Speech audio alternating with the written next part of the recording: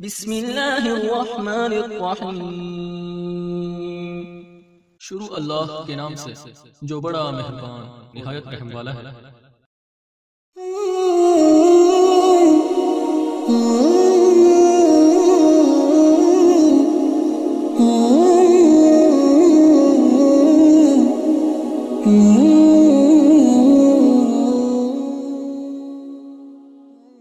اعوذ باللہ من الشیطان الرجیم، بسم اللہ الرحمن الرحیم، الحمد للہ والصلاۃ والسلام علی اہلہا، اللہم صلی علی محمد وآل محمد وعجل فرجہم۔ محترم ناظرین و سامعین، السلام علیکم ورحمۃ اللہ وبرکاتہ۔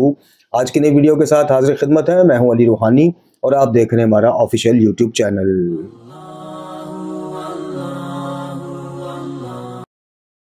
محترم ناظرین و سامعین، آج کی ہماری ویڈیو کا جو موضوع گفتگو ہے، جو عنوان گفتگو ہے، وہ نہج البلاغہ کے متعلق ہے کہ کیا وجہ ہے کہ ہمارے ہاں جو اکثریتی طبقہ ہے مکتب تشیع کے اندر، یعنی شیعہ تو بہت کم ہے، گنی چنی تعداد میں شیعہ ہوں گے، چاہے اکابرین میں ہوں چاہے عام عوام میں سے ہوں۔ جو شیعہ ہے، جو قرآن، نہج البلاغہ اور تعلیمات معصومین کے مطابق شیعہ ہے، میں ان کی بات کر رہا ہوں، مجھ سمیت، وہ بہت کم ہے، اور غالی اور ملنگی اس طبقے کی اکثریت ہے۔ تو کیا وجہ ہے کہ ہمارے ہاں ممبر سے جناب امیر المومنین علی بن ابی طالب علیہ السلام کے معجزہ نما خطبات، کلمات قصار، اقوال اور مکتوبات کے اوپر مشتمل یہ بیش بہا جو علمی خزانہ ہے نہج البلاغہ کے نام سے، اس سے غالیت اور ملنگیت کی جان کیوں جاتی ہے؟ غالیت اور ملنگیت کے لیے نہج البلاغہ علمی موت کیوں ہے؟ اور کیا وجہ ہے کہ جہاں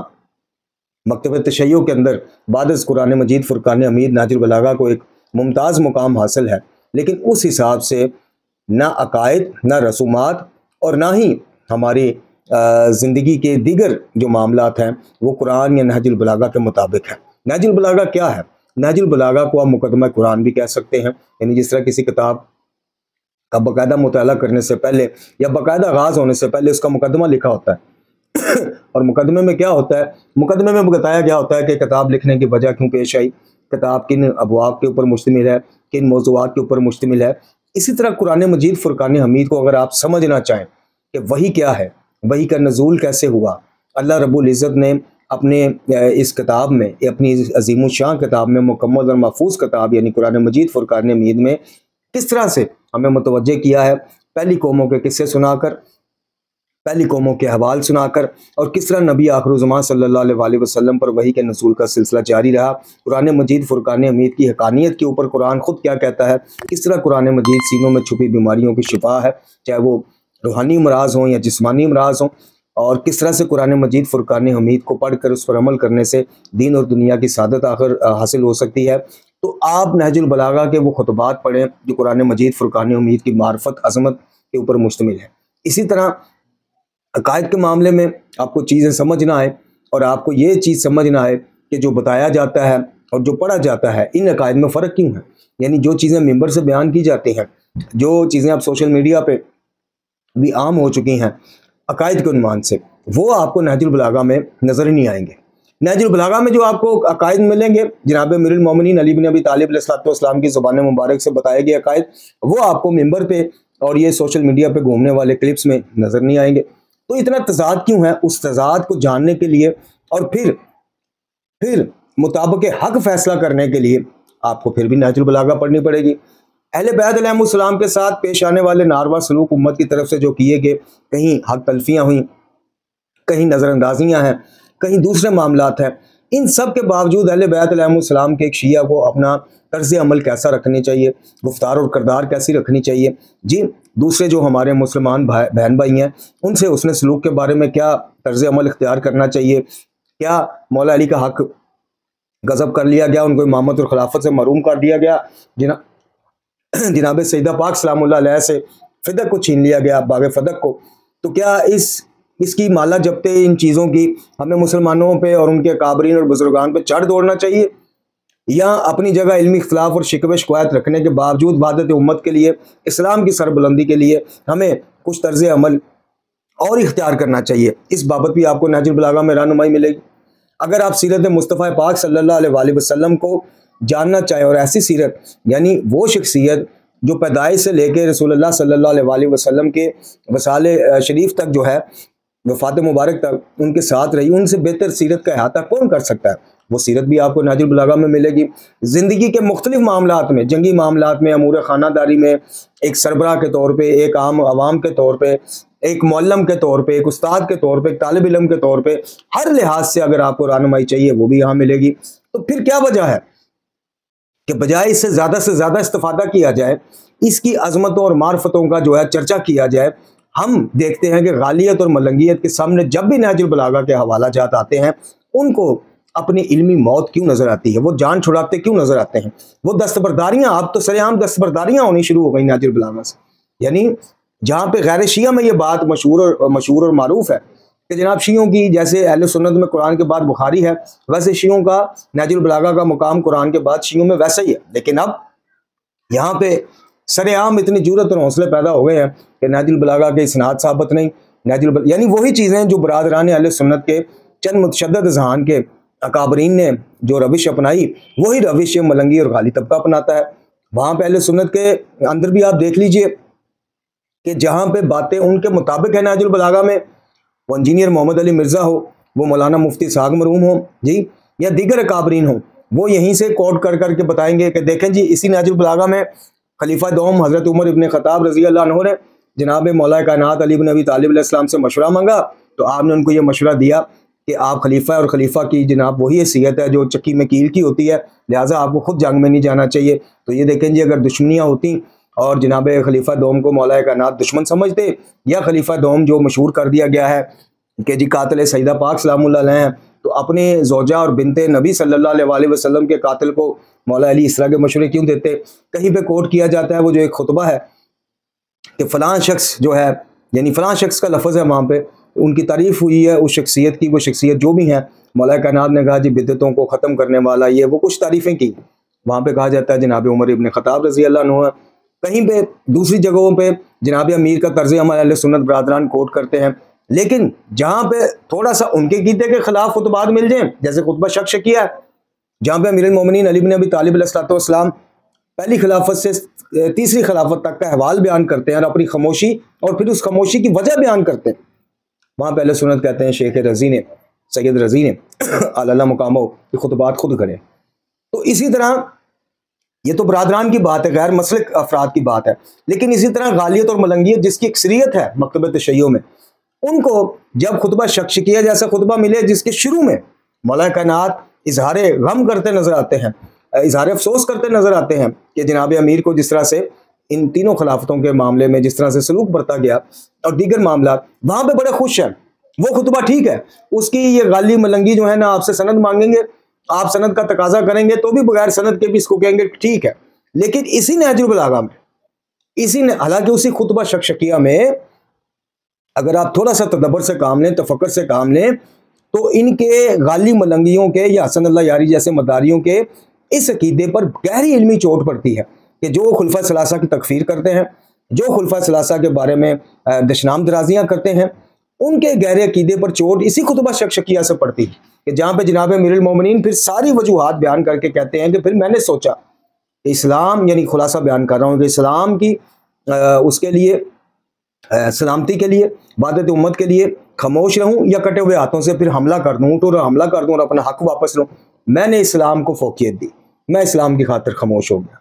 تو جن کے ساتھ یہ سارے سلوک رواں رکھے گئے اور ہر چیز کو منو انمان بھی لیا جائے، ہر چیز کو تسلیم کر بھی لیا جائے، اگر وہ شخصیت اسلام کی خاطر کہتی ہیں کہ ہم نے خاموش رہنا بہتر سمجھا اور امت کے ساتھ چلے، جہاں مشورے کی ضرورت پڑی مشورہ دیا، جہاں بلایا گیا کسی علمی مشکل میں وہاں پہ جا کے رہنمائی فرمائی، تو اگر وہ شخصیات کا یہ طرز عمل ہو سکتا ہے تو آپ اور میں کیا ان سے اسلام کی محبت میں معاذ اللہ زیادہ بڑے ہوئے ہیں کہ ہم جناب دشنام درازیاں کریں، تبرہ بازیاں کریں، تکفیریں کریں، اور جو چیز ثابت ہی نہیں ہے، جو الٹا مولا کائنات علی بن ابی طالب علیہ السلام جیسے معصوم امام کی ذات پر کئی سوال اٹھا دیتی ہے، وہ چیز کریں، یعنی خلفۂ ثلاثہ کی تکفیر کریں۔ اور سوال کیا اٹھتا ہے؟ سب سے پہلا سوال یہ اٹھتا ہے کہ جناب امیر آپ کی تو خاموشی تھی اسلام کی بقا اور سربلندی کے لیے، بعد از نبی خدا یہ تینوں خلفاء اسلام سے پھر گئے، معاذ اللہ مرتد ہو گئے، جی تو آپ کیوں خاموش رہے؟ پھر آپ ہمارے اسلامیہ کی کرسی پہ ایسے شخصیات کو کیسے برداشت کرتے رہے جو اسلام سے منحرف ہو گئے؟ تو سب سے پہلا سوال خود مولا کائنات علی بن ابی طالب علیہ السلام پر یہ غالی ملنگی اور یاری مداری جیسے لوگ اٹھانے کا جواز فراہم کرتے ہیں۔ بہرکیف ہم نے آج آپ کو جہاں یہ تھوڑا سا اس بابت گفتگو کرنی ہے، وہیں پہ سید جواد نقوی حافظ اللہ تعالیٰ کے حوالے سے ایک بات چلی، اور وہ یہ چلی کہ ایک اسی طرح ملنگی اور یاری مداری سے متاثر شخصیت جو پہلے ہمارے ساتھ ہمارے مخلصین میں شامل تھے، اب مخالفین میں، ان کی طرف سے مخالفین میں چلے گئے، انہوں نے مجھے ایک کلپ بھیجا چھوٹا سا، کوئی 1.5 منٹ کا، سید جواد نقوی صاحب کا، اور کہتے جی آپ نہج البلاغہ کرتے رہتے ہیں جی، وصیت نامہ وہ پڑھو اور مکتوب 31 پڑھو، فلاں پڑھو۔ یہ دیکھیں خود جواد نقوی صاحب کا یہ کلپ بھیجوایا آپ کو، یہ سنیں۔ اس میں تو خود جواد نقوی صاحب مان گئے کہ نہج البلاغہ جناب ترتیب اور تدوین اور نشر و اشاعت کی سنی انہوں نے، مصری عالموں نے کی ہے اہل سنت کے، اس کا شیعہ سے واسطہ کوئی نہیں۔ میں نے جب وہ کلپ دیکھا تو وہ واضح نظر آ گیا کہ وہ 1.25 منٹ کا کلپ ہے، لیکن اس کو کاٹا گیا، اور اس کلپ کے آگے اور پیچھے اکثر جواد نقوی صاحب اس میں شامل ہیں جن کی ویڈیو کے ساتھ اکثر یہی حال ہوتا ہے، آگے پیچھے سے وہ کاٹ دیتے ہیں، چھوٹا سا کو کلپ لیا اور جناب پروپیگنڈا کرنے کے لیے۔ جواد نقوی صاحب سے اختلافات اپنی جگہ صوفیزم کے معاملے میں یا دیگر معاملات میں، لیکن جو ان کی اچھی چیزیں ہیں یا جو انہوں نے کہا ہے وہ کہا ہے، جو نہیں کہا ان سے منسوب کرنا، پروپوگیٹ کرنا معاملے کو، یہ غلط۔ جواد نقوی صاحب ہو یا کوئی بھی اکابر ہو، کوئی بھی عالم دین ہو، جو اس نے بیچارے نے کہا نہیں ہے، جو کہنے کا اس کا مقصد نہیں ہے، آگے پیچھے سے کلپ کاٹ کے اس کے خلاف پروپیگنڈا کرنا ہی زیادتی ہے، جس کا ہم نے شروع سے الحمدللہ اسی چینل پہ ویڈیوز آپ کو نظر آ جائیں گی۔ تب انقلابی برادران خواران بڑے خوش ہوتے تھے ہم پہ، واہ واہ کیا ہو گیا، یہ ہو گیا، وکیل آ گیا جواد نقوی صاحب کا دفاع کرنے والا، اور جہاں صوفیزم کے معاملے میں پہلی دفعہ اختلاف کیا، ٹھک ٹھک ٹھک انسبسکرائب، ٹھک ٹھک اس کو یہ نہیں آتا، اس کی گرامر صحیح نہیں ہے، اس کا فلانا ٹھیک نہیں ہے، یہ نہیں ہے، اور میرے خلاف جناب وہ شفا شمشیری اور پتہ نہیں کون کون سے ہمارے چھوٹے بھائی لگ گئے دھڑا دھڑ کلپ بنانے کی۔ وجہ کیا تھی؟ وہ اللہ رسول سے معاذ اللہ اختلاف نہیں کیا، کوئی امام معصوم سے اختلاف نہیں کیا، تو قرآن جیسی کتاب سے معاذ اللہ اختلاف نہیں کیا۔ کیا کیا؟ سید جواد نقوی صاحب کے صرف ایک عقیدے یا ایک بات کے اوپر کہ وہ صوفیزم کی بڑی تعریفیں کرتے ہیں اور ہمیں صوفیزم کے خلاف بڑی روایات ملتی ہیں، یہ تضاد کیوں، یہ سمجھنے کے لیے اختلاف کیا، اور جناب ہم شیعت سے بھی گئے، ہم ایجنٹ بھی ہو گئے، ہماری عربی بھی خراب ہو گئی، ہمارے اردو تلفظ بھی خراب ہو گئے، ہر چیز، یعنی وہی بندہ جو ان کا ہیرو تھا انقلابیوں کا، وہ ویلن بن گیا۔ خیر، تو میں نے جب وہ 1.25 منٹ کا کلپ سنا تو میں نے سرچ کیا پھر اس کو، وہ بڑی محنت کے بعد مجھے مل ہی گیا ان کے پیج پر۔ وہ 5 سے 5.25 منٹ کا کلپ جو جتنا ہماری ضرورت کا تھا وہ میں اب آپ کو سنواتا ہوں، آپ اس کلپ کو سماعت فرمائیے کہ سید جواد نقوی صاحب نے اصل بات کیا کہی۔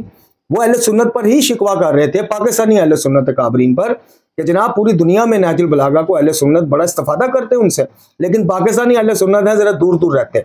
اور کئی جو ہیں متشدد ذہن کے، جیسے میں نے کہا، وہ تو سر عام کہتے ہیں جی مولا علی کا ان خطبوں سے واسطہ ہی کوئی، جیسے غالی ملنگی کہتے ہیں، یہ شیخ رضی نے، سید رضی نے، شیخ ان کو شیخ الحدیث یا وہ اس عنوان میں کہا جاتا ہے، ورنہ وہ سید ہے، سید رضی شریف ان کا نام ہے، اللہ مقام ہو۔ تو یہ انہوں نے خود گاڑ لیے جی، پاکستانی اہل سنت کا جو یہ وہ تھا، اس کے اوپر سید جواد نقوی صاحب کو گفتگو کر رہے تھے۔ اسی گفتگو میں انہوں نے 2 مصری اہل سنت، ایک مصری اور ایک میرا خیال ہے دمشق کے رہنے والے کسی اکابر کا وہ ذکر کر رہے ہیں کہ ان دونوں نے جب نہج البلاغہ کو پڑھا تو کس طرح اس میں گم ہو گئے، اور کس طرح پھر اس کی تدوین کی، اس کی تصحیح کی، اور اس کی نشر و اشاعت میں کردار ادا کیا۔ اور یہ جو آج نہج البلاغہ ہمارے اور آپ کے پاس مفتی جعفر صاحب نے جس کا ترجمہ کیا تھا اللہ مقامہ انہیں، یہ وہی نہج البلاغہ ہے جس کی تدوین اور دوبارہ سے وہ سارا کچھ ان 2 علماء دین نے کیا تھا جن کا تعلق برادران اہل سنت کے مسلک سے۔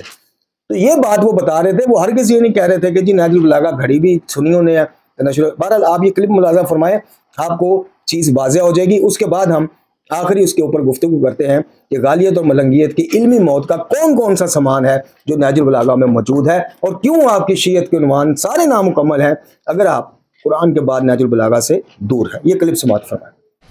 خطبہ نمبر 3 یہ ایک بڑا نادر خطبہ ہے، اور بعض علماء اہل سنت جو نہج البلاغہ سے گریز کرتے ہیں، عموماً اہل سنت نہج البلاغہ سے اتنی قربت نہیں رکھتے، انس نہیں رکھتے اس خطبے کی وجہ سے، باقی باتیں پھر کسی طرح ہضم کر لیتے ہیں، قبول کر لیتے ہیں، لیکن یہ خطبہ ہونے کی وجہ سے وہ پوری نہج البلاغہ کو انکار کر دیتے ہیں کہ یہ کلام امیر المومنین نہیں ہے، یہ شیعوں نے گھڑ لیا ہے، یہ سید رضی نے خود خطبے بنائے ہیں، جبکہ نہج البلاغہ کے مصادر، ماخذ اور منابع یہ اکثر اہل سنت سے ہیں. اہل سنت کے راویوں نے یہ خطبات ذکر کیے ہیں اور کتابوں کے اندر مندرج ہیں، اور آج بھی ان کتابوں کے اندر یہ خطبات درج ہیں. اور نہج البلاغہ کے جو تحقیق ہوئی ہے اس میں ایک اور زیادہ عمدہ یہ بھی ایک مزے کی بات ہے، چونکہ پاکستان میں جو ماحول فرقہ وارانہ ہے سنی شیعہ، یہ پوری دنیا میں نہیں ہے. یہ بہت خراب ماحول ہے پاکستان میں، دونوں طرف سے، شیعہ کی جانب سے بھی اور سنی کی جانب سے بھی. واحد ملک ہے پاکستان جس میں اتنا نفرت اور تشدد اور اتنی منافرت پائی جاتی ہے. اس سال بڑا لوگوں کو خطرہ تھا کہ طالبان افغانستان پہ قابض ہو گئے ہیں، اور سب سے زیادہ میں نے خود بھی خطبے میں کہا تھا کہ یہ ایک امتحان ہے طالبان کا. محرم میں ان کو اقتدار ملا ہے اور انہوں نے افغانستان. نہج البلاغہ کو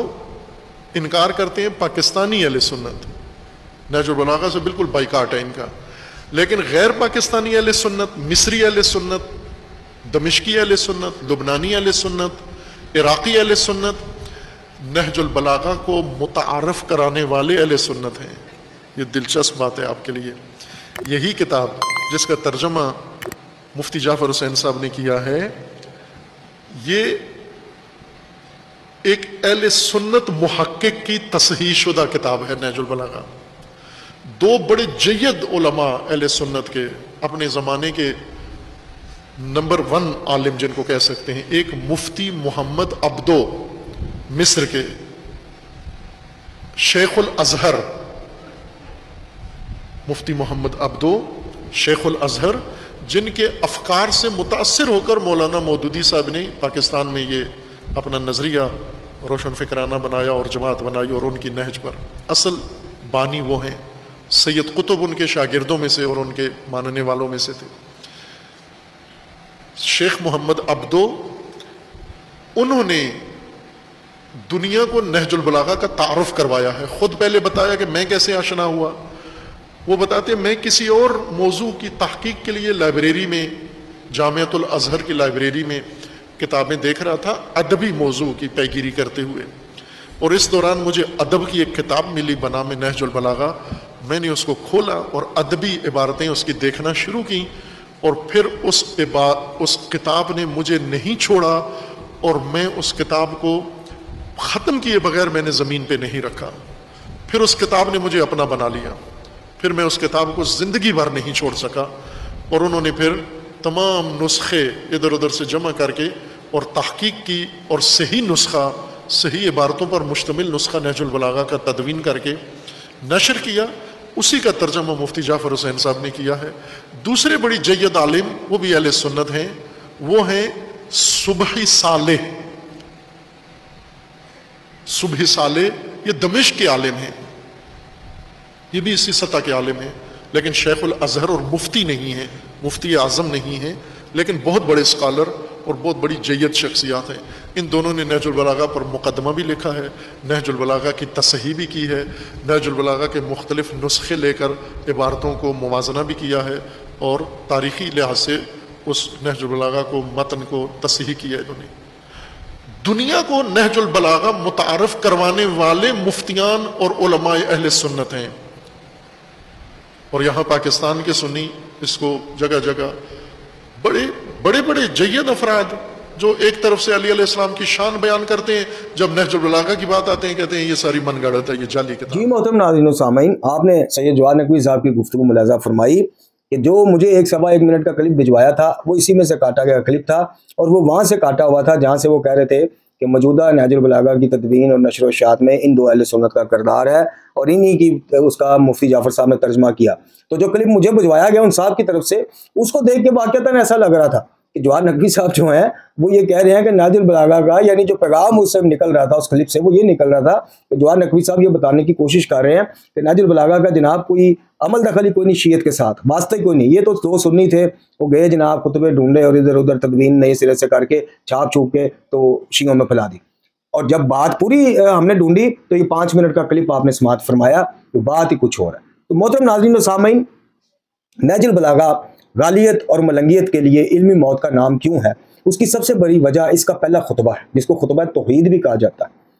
اور پھر جہاں پہ جناب آدم علیہ السلام اور کائنات کی خلقت کی کیفیت کا بیان کیا ہے جناب امیر نے، وہ غالی اور ملنگی لوگوں کے عقیدے پہ گہری چوٹ پہنچاتا خطبہ ہے، کیونکہ غالی اور ملنگی جیسے آصف علوی ہے خبیث، اور اسی طرح ناصر ملتانی تھا، تونسوی تھا، اور آج کل کے دور میں مشہور و معروف تصدق صاحب سرکار، جی وہ اللہ رحم کرے اس شیعہ قوم پہ، ابھی اس شیعہ قوم کو تصدق صاحب کی جناب تفسیر قرآن پڑھنے کو ملے گی، آپ اندازہ کر لیجئے کہ کیا وہ تفسیر ہوگی اور کیا اس میں علمی جناب خزانے تصدق صاحب نے جو اپنی زبان سے ممبر تک پہنچائے ہیں وہ اپنی قلم سے اس کتاب تک، اس تفسیر تک پہنچائے ہوں گے، اللہ تعالیٰ رحم فرمائے۔ تو آپ نے ان لوگوں کی زبان سے جو چیز سنی ہوگی کہ کائنات تو بنائی جناب امیر نے، اور جناب آدم علیہ السلام کو بنایا جناب امیر نے اپنے ہاتھوں سے، کیونکہ اللہ تعالیٰ قرآن میں کہتا ہے کہ ہم نے اپنے ہاتھوں سے بنایا، تو ید اللہ مولا علی کا لقب ہے، تو ادھر سے ہی آگ کلابے سے کلابے ملاتے بات کہاں سے کہاں پہنچ جاتی ہے۔ تو سب سے پہلی جو چیز ہے وہ تو نہج البلاغہ کھولتے ہی غالی اور ملنگیوں کو علمی چپیڑیں پڑتی ہیں، علمی تماچے پڑتے ہیں کہ توحید کا بیان، اس کے بعد جناب آدم کی خلقت کا کیفیت کا بیان، پھر تھوڑا سا آپ آگے جائیں تو خطبہ شکشکیہ جس کا پہلا حصہ غالی ملنگوں کو بڑا خوش کر دیتا ہے، اور اسی خطبہ شکشکیہ میں جناب امیر جب اسلام کی سر بلندی کے لیے اپنی خاموش رہنے کی وجہ بتاتے ہیں وہاں پہ خاموش۔ پھر آپ تھوڑا سا آگے جائیں تو قرآن کی عظمتوں کے بیان شروع ہو جاتے ہیں، پھر آپ آگے جائیں تھوڑا سا تو آپ کو جناب نماز کے اوقات کار کے بارے میں پتہ چل جاتا ہے کہ جناب امیر کائنات اپنے عاملین کو نمازوں کے اوقات لکھ کے بھجوا رہے ہیں کہ الگ الگ 5 اذانیں، 5 کے ٹائم الگ الگ، 5 کی فضیلت کے وقت الگ الگ۔ پھر آپ کو اسی نہج البلاغہ میں مکتوب نمبر 31 مل جاتا ہے، مکتوب نمبر 31 یعنی وصیت نامہ امیر المومنین علی بن ابی طالب علیہ السلام۔ اس میں 2 وصیتیں، ایک ضربت کے بعد اور شہادت سے کچھ دیر پہلے جناب اسنان کریمین کو مختصراً جو وصیت کی گئی، ایک جنگ سے واپسی کے اوپر، صفین سے واپسی کے اوپر امام اعظم مجتبیٰ علیہ السلام کو تفصیلی وصیت لکھوائی جس کو مکتوب نمبر 31 کہا جاتا ہے۔ وہ تو اس نے تو پھر پلے کچھ نہیں نہ چھوڑا جی، اس نے تو پھر یہ غالی ملنگی ولایت تکوینی امامہ پوش فلانا ٹھینگنا ان سب کے پلے علمی طور پہ چھوڑے ککھ نہیں، کیوں؟ اس میں جناب امیر علیہ السلام عقیدہ توحید کی بابت کئی چیزوں کو کلیئر کرتے نظر آتے ہیں۔ فرماتے ہیں کہ جب سوال کرو پروردگار سے کرو، جب سوال کرو، جب بھی سوال کرو، اب اس جب میں سب کچھ آ جاتا ہے، اس جب میں سب ہے، یہ جب نہیں ہے سب ہے، یعنی خوشی میں سوال کرو نعمت میں اضافے کے لیے، مشکلات کو دور کرنے کا سوال کرو جی، حاجات کے بابت سوال کرو، روزی کی تنگی ہے تو فراغی کے لیے جب سوال کرو اپنے پروردگار سے کرو۔ وجہ بھی بتاتے ہیں کیونکہ دینا یا نہ دینا بس اسی کے اختیار۔ تو عقیدہ توحید کی بابت پہلا ہی جملہ یہ جو ہے یہ ساری ولایت تکوینی اور ملنگی عقیدوں کو بہا کے لے جاتا ہے۔ پھر اسی مکتوب نمبر 31 میں فرماتے ہیں کہ اس نے تمہارے لیے کہاں دربان کھڑے کیے ہیں جو تمہیں روکتے ہوں، یعنی اللہ کے حضور جانے کے لیے کوئی وسیلہ واسطہ لے کے جانا ضروری نہیں، واجب نہیں۔ واسطہ اور وسیلہ اگر ان ہستیوں کا ہم پیش کرتے ہیں تو اپنی گناہ گاریوں کے باعث کرتے ہیں نا، کہ اللہ تعالیٰ چلے ان واسطوں کا، ان پیش کی گئے ناموں کا جو ہے وہ پاس کر کے لحاظ کر کے ہماری باتوں کو یا ہمیں معاف کر دیں یا ہماری دعاؤں کو قبول فرما دیں، لیکن اس نے تمہیں مجبور نہیں کیا۔ یعنی کانسیپٹ یہ جو واجب والا کانسیپٹ ہے نا یہ ختم کرتے ہیں جناب امیر، کہ اس کی بارگاہ میں حاضر ہونے کے لیے، اس کے لیے دعا اور مناجات کے لیے کوئی وسیلہ اور واسطہ ضروری نہیں، واجب کوئی نہیں۔ پھر اسی مکتوب نمبر 31 میں وہ کہتے ہیں کہ نہ اس نے تمہیں اس بات کے لیے مجبور کیا کہ کچھ سفارشی لے کے جاؤ گے تو تمہاری بات، یعنی خلاصہ پیش کر رہا ہوں، وہ سنے گا یا تمہارا کام بنے گا۔ اس عقیدے کا بھی رد کرتی نظر آتی ہے یہ وصیت نامہ مکتوب نمبر 31 کی یہ تحریر۔ تو اس نے تمہیں کہاں مجبور کیا ہے کہ سفارشی لے کے آؤ تبھی تمہاری بات سنے یا تمہارا کام بنے؟ تو وہ جو ایک ہم نے وہ بھی ایک واجب بنا دیا ہے کہ براہ راست اللہ کو پکار لیا، اوئے ہوئے ہوئے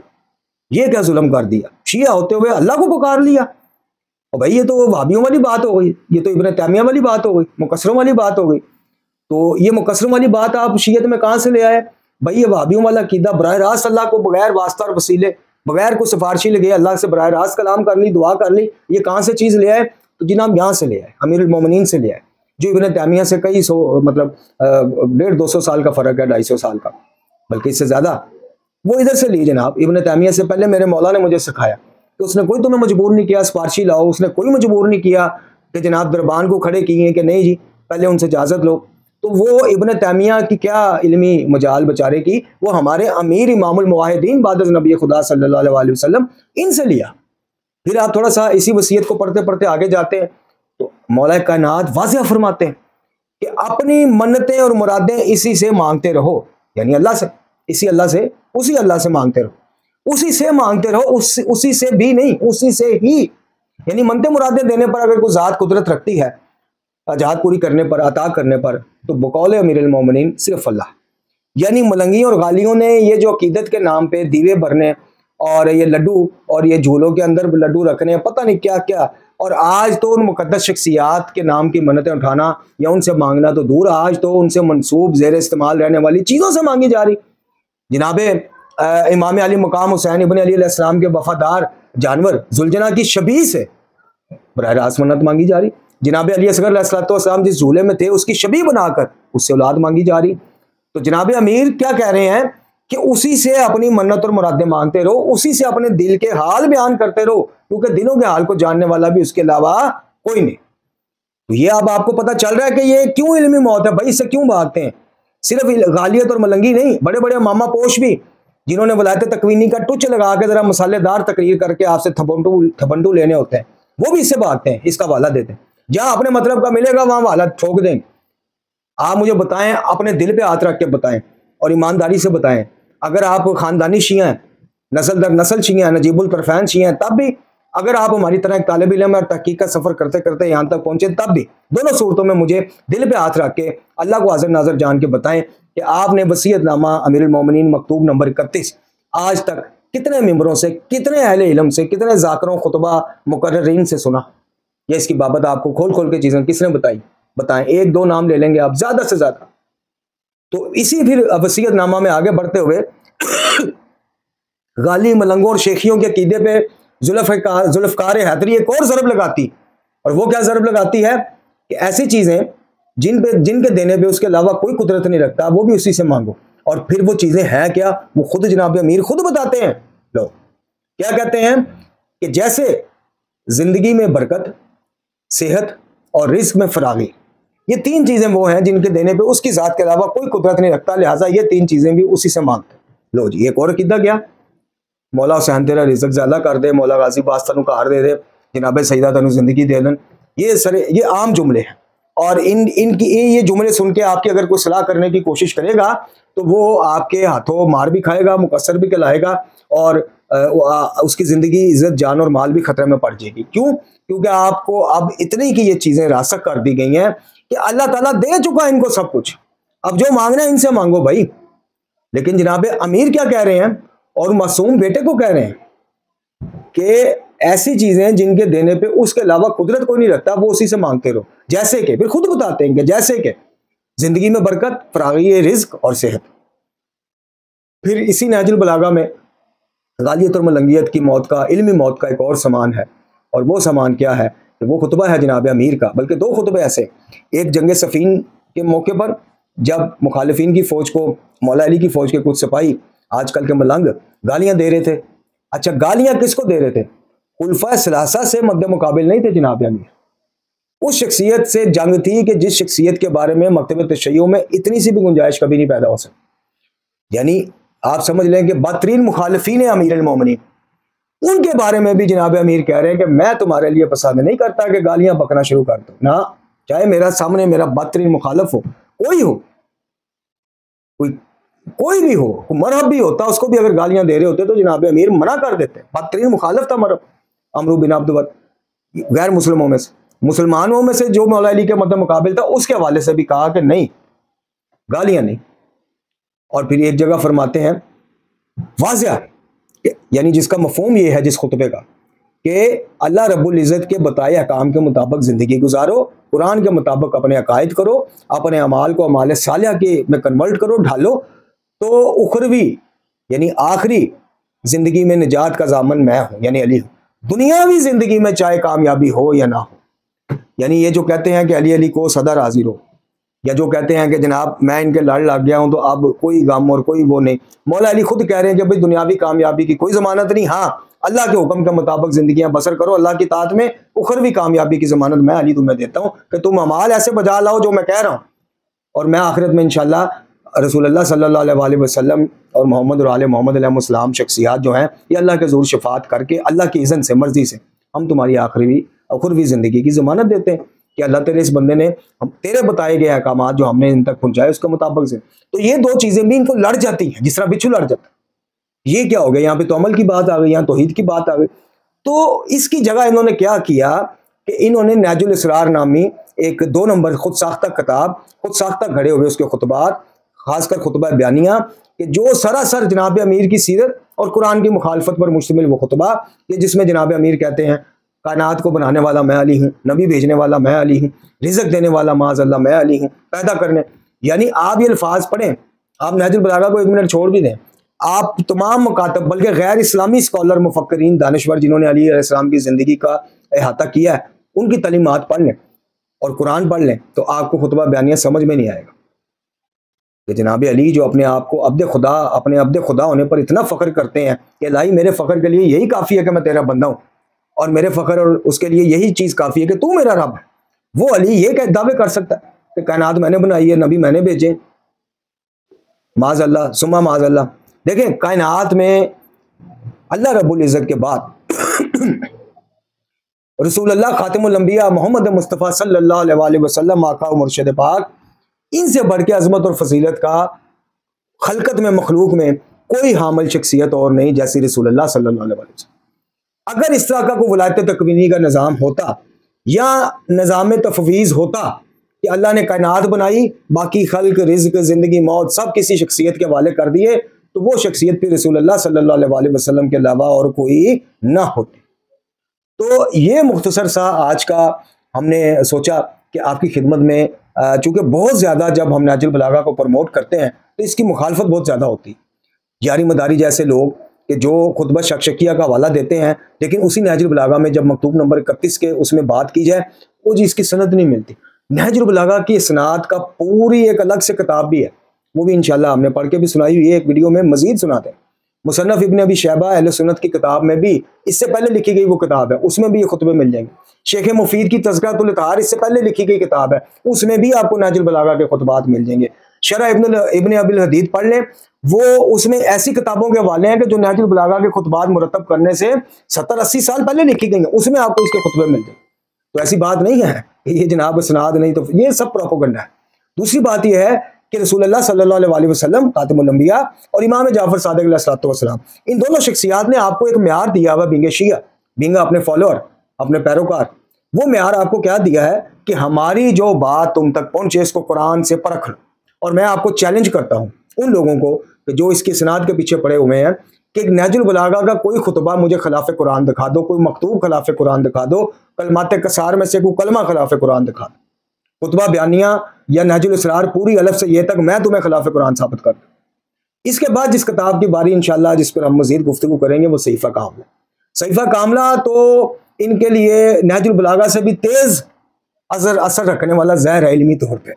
نہج البلاغہ کو پی کے شاید پھر کوئی نہ کوئی ہاضمہ کسی کا صحیح رہ جاتا ہو، صحیفہ کاملہ غالیوں اور ملنگیوں کا ہاضمہ صحیح رہنے دیتی ہی نہیں، اس کی ایک ہی دعا کام ڈال دیتی